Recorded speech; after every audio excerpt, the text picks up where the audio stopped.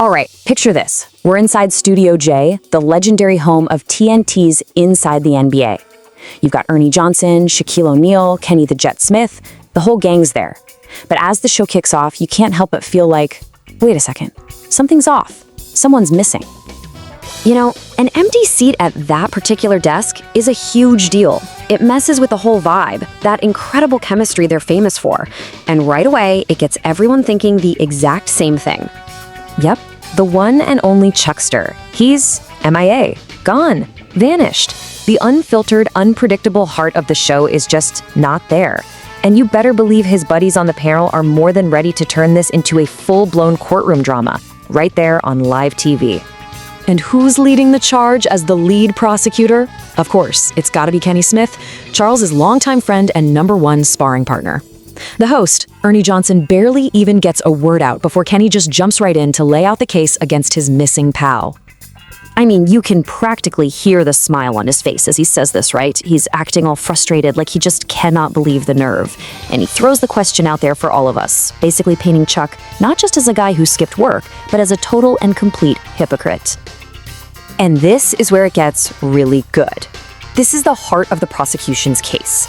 Kenny reveals that just 2 weeks ago, Charles was right there on camera complaining that the crew doesn't get enough airtime. The irony of him then taking a day off, you just can't make this stuff up. It's perfect. Okay, so the case against Chuck seems pretty airtight, doesn't it? Well, not so fast.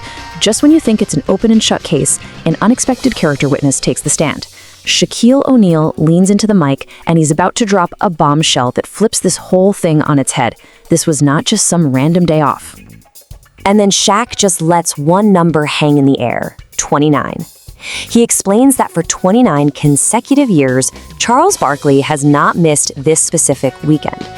So you see, this isn't about skipping work. Oh no.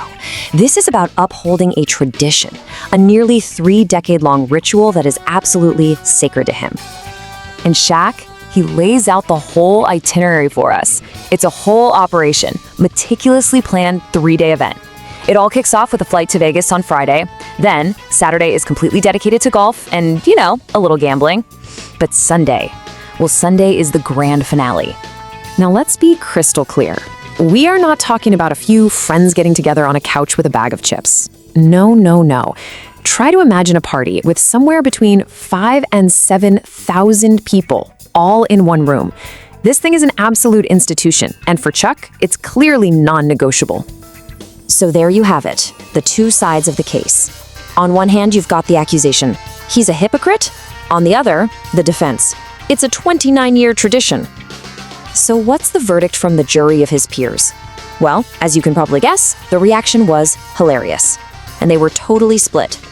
Shaq is all in on Team Chuck. His verdict is simple and direct. For him, the commitment is awe-inspiring. A streak like that is a code you live by. You just don't break a 29-year streak, period. In Shaq's eyes, Chuck absolutely made the right call. But Kenny? Oh, Kenny's not having any of it. Not for a second. He fires right back, laughing, saying that somebody on the crew has to show some responsibility, some backbone. He's sticking to his guns, still playing that prosecutor role, and that perfect friendly clash is exactly what makes the show so magic. So, at the end of the day, it's just a funny little argument about a guy missing work, right? Well, yes and no. It's actually way deeper than that. This single, totally unscripted moment is a masterclass in what makes Inside the NBA so much more than just a sports show. It's a genuine cultural phenomenon.